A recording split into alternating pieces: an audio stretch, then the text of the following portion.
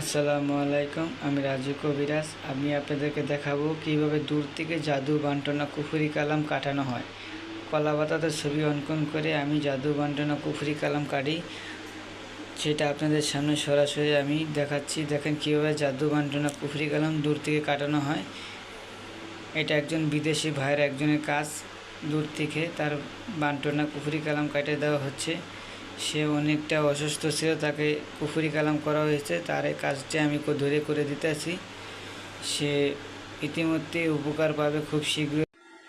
আল্লাহ যদি চায় তাই সেই মানুষটা উপকার পাবে।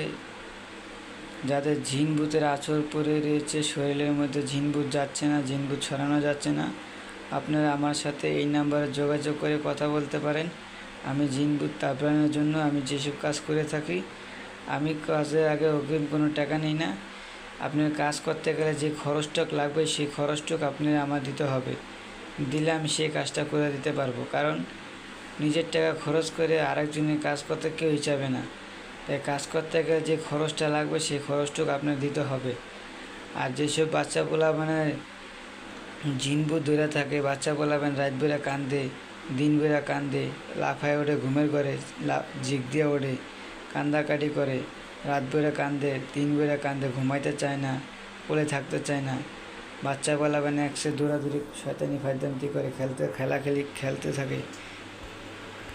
আমার স্ক্রিনে দেওয়া নাম্বারটাতে ফোন দিয়ে আমার সাথে যোগাযোগ করতে পারেন। আমি মানুষের জাদু বান্টনা কুফরি কালাম জিনভূত তাড়ানোর জন্য কাজ করে থাকি। আপনারা আমার সাথে সরাসরি মোবাইলে কন্ট্যাক্ট করে আসতে পারেন।